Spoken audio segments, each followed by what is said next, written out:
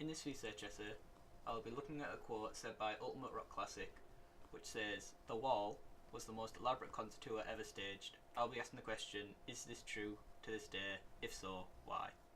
Section 1. What is a live performance? The Wikipedia meaning of a live performance is a play, a musical, or a concert. It is a live performance which is usually played before an audience. Some famous live performances include Pink Floyd, The Wall, Green Day Live, May 10th, 1990, Madonna, Vogue, the MTV Awards, 1990, 21 Pilots, and A$AP Rocky at the MTV VMAs 2015. Later in this essay, we will be looking at some of these shows in a lot more depth so we can analyse and see how they have changed over the years, and why. Some famous quotes that have been said about live performance include one by Wiz Khalifa, in which he says, "My live performance, it just comes from a feeling, an energy, an emotion from the crowd." Another famous quote comes from Gwyneth Paltrow, in which she says, "The adrenaline of a live performance is unlike any other in film or theatre. I can see why it's so addictive."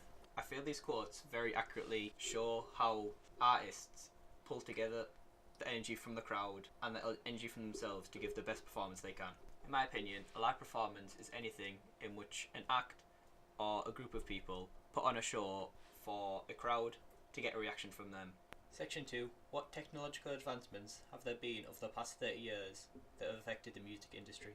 This article on Music in Australian Knowledge Base, called Music Industry, Technology and Live Performance, has a timeline of how and why music tech has changed and how technology affected that. As we can see, it talks about how the Beatles used a system similar to a PA system now, which is used at country track races.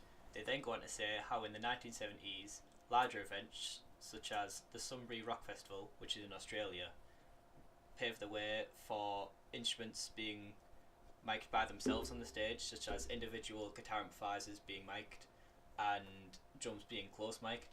And they say soon these systems escalated in form and design, and the early technology which we now use today in live performances which started being developed. So by looking at this quote, we can really see that in the 1970s, this is when live performance technology really started to kick off.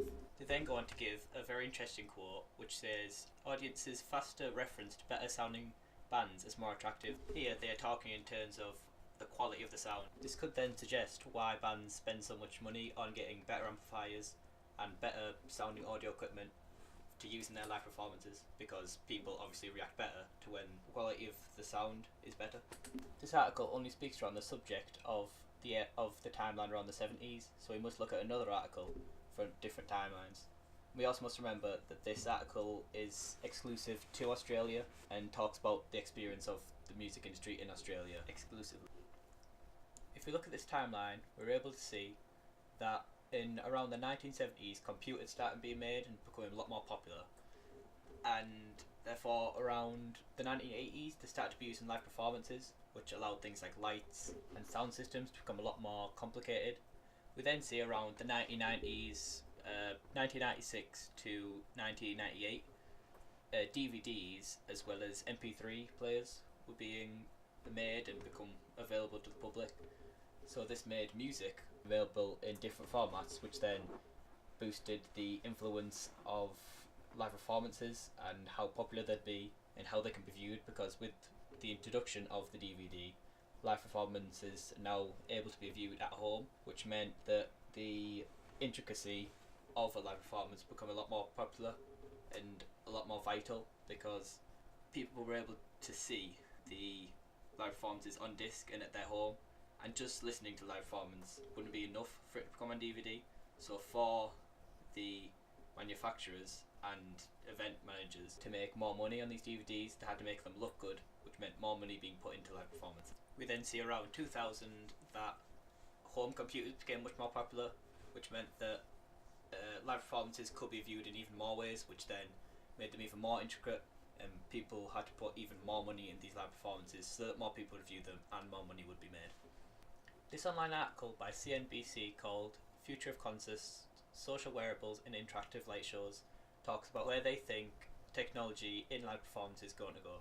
They shows this diagram which shows how much people use their phones and how they use them at a live performance, and this gives a more in-depth view on how technology is actually being used by the audience at a concert instead of the technology used by the people running the concert. A lot of this article talks about how they think social media websites don't help concerts very much, and how they think social media outlets could influence the concert scene a lot more, such as adding different ways to tag yourself into there so that people don't have to have their phones out all the time, or how a mobile app called Nada, which was expected to come out in 2015, suggested using wearable technology to merge the convenience of app functions, including cashless payment, paperless track ticketing, while surpassing the connective and analytic capabilities of social media, all contained in a faceless, inputless wristband.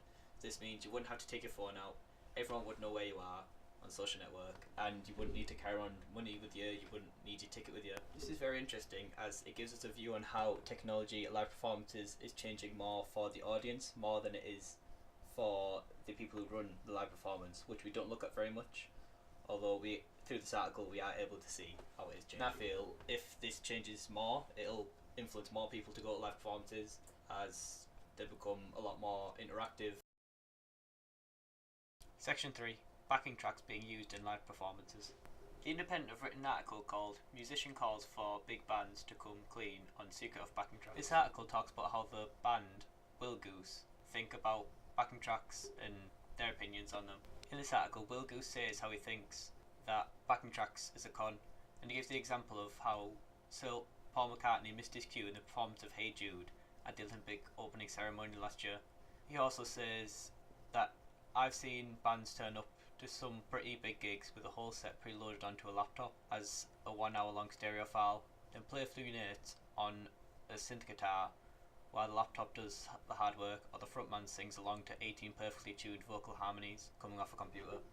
These quotes show just exactly how far backing tracks have gone and how much performance use them out these days in their sets.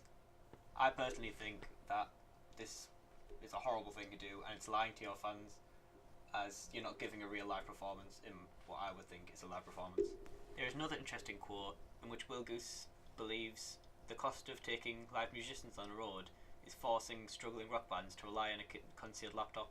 I feel this provides evidence for why ticket prices are going up nowadays. There's another article by Alternative Press called The Lead, Tapes and Tapes, Are Bands Going Overboard with Backing Tracks? This article gives a lot of quotes from famous producers who've had a lot of experience creating their own backing tracks for bands and going on tours with bands. For example, here, Ron C gives the same point that was given by Will Goose in the last article, in which he says up-and-coming bands are travelling in vans and they aren't making a lot of money. They write things involving keyboards and other ambient sounds on their record, but they can't afford to feed other musicians on the road. This is similar to what Will Goose said, and again gives evidence for why ticket prices are going up, because they have to make more, as it shows us that they do not make much money and have to make more money in other areas. Although if we do look at the word up-and-coming bands, this shows us that this was not used much in the past, and it's more new bands that are doing this. Therefore we can see the difference between backing tracks used in the past and being used now. Although if we look at the start of this article, they talk about how Queen used backing tracks to create their melody Bohemian Rhapsody, which no one expected to be done live, but people didn't talk about much then, although this was a song people did not expect them to do live and can be excused for in some. But it does still give us an insight about how backing tracks were still used in the past, such as this was done in the 70s. Later in the article we see some of the examples of the worst side of backing tracks, such as Jeff J says about how he would work nights at hip hop shows and the artist would just get a CD and sing over the top of the plain CD you'd buy, and they wouldn't try to take out the vocals. This shows us how no talent is used to create the actual music in the live performance. At the end of the article, Ron C gives an interesting quote saying, "It's been going on for so long, people don't question it. We know what happens. The person who can best fake it wins. The way I see it, backing tracks are a tool. You can use the tool or you can abuse it." I feel this gives us an insight of how backing tracks have grown with the music industry, especially if we look at the word tool, as this suggests that all artists should be able to use it, as a tool is something that is used universally. Jeff J then gives a quote saying, "If you're cheating that much on stage, you're probably cheating on a lot of things off stage." In this he's referring to studio work. I feel this again gives further evidence backing tracks have become tools of the music industry rather than being used as cheats in live performances. I feel that the overall message of this article is that A lot of producers feel that the backing tracks are now tools rather than cheap passes in a live performance because of how much they've been used over time, such as in the Queen performance of Bohemian Rhapsody. To conclude, I think that using backing tracks is cheating in a live performance generally, except it can be specific to genres, such as an electronic artist will have to use them because they aren't able to make that many tracks live in a show. Looking at the performance of Pink Floyd The Wall and comparing both the old performance and the new performance and the tech used in them. The Wall started as the 11th studio album, which was released by the band Pink Floyd on November 30th, 1979. It is of the rock genre, and the producers of the album were Bob Ezrin, David Gilmour, James Guthrie, Roger Waters. This then progressed onto the tour of The Wall, which originally went from 1980 to 1981. A movie then came from this in 1982. Both the tour and the film follow the same story of a character called Pink Floyd, and it follows his boyhood days from the post-World War II England to him being a world-renowned rock star. There's an article on AllMusic in which they review the original Wall performance. On this, the writer of the review says that the original show was much like a fully fledged show, with model planes crashing into the stage, giant inflatable pigs hovering around. The original idea for the show was to have the band play behind the actual wall which is created on the stage, and animations be projected onto the walls.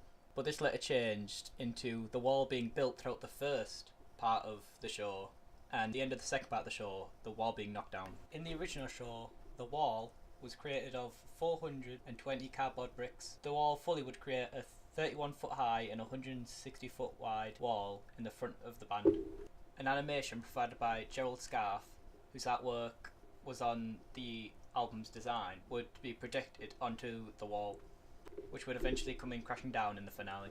Other parts of the original show which were designed by Scarfe were the giant inflatable puppets, which represented the characters and four-piece surrogate band wearing Pink Floyd masks, and two other props from the previous tours, such as the flying pig and the model plane that crashed into the wall. We can see from this article and from these clips that the Wall performance was made up of many sets of lights and many different props, including the plane, the puppets, the inflatable pigs, and the actual wall itself. This is a very intricate performance, especially for the time, and many people say that it changed the way rock and roll worked and the way which live performances at the time worked. Directed by Roger Waters, exactly the same as this original live performance, included a lot more technological advances which allowed the performance to become even more intricate than it was originally and look a lot better visually, and it also allowed it to be put on DVD and streamed around the world, which it was not able to do before because of the technological barriers which they had in place at the time.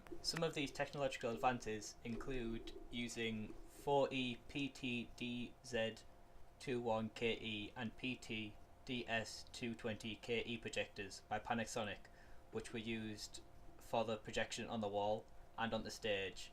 These are much better than the ones which are used in the original performance, as they are able to give more detail onto the visuals and are much brighter. An interesting quote which Rogers says about the changes between the old performance and the new one is that the technology has changed beyond measure. He says, "We had no mobile phones, no computers, let alone the internet in 1980. This provides evidence which shows us how much the show has been able to change and adapt over time." This Sound on Sound article talks about the mixing desk which I used at the Wall Live performance. Here it says that the show is divided between two Midas XL4 old school analog consoles and a Yamaha PM 5D digital board, and since the show is split across two stages, the primary XL4 handles all of the live band inputs on the main stage, and the secondary XL4 takes care of the instruments on the fourth stage. The PM5D deals not only with the surround sound effect inputs and the routing that drives the surround system, but also the orchestral playback and the returns from the analog effects. These are all then summed and delivered back to the primary XL4. It is interesting to see that analog consoles used rather than digital consoles, as most producers and mix engineers would now use digital mixing boards, as they're a lot easier to transport around, especially with a show that travels quite a lot like this.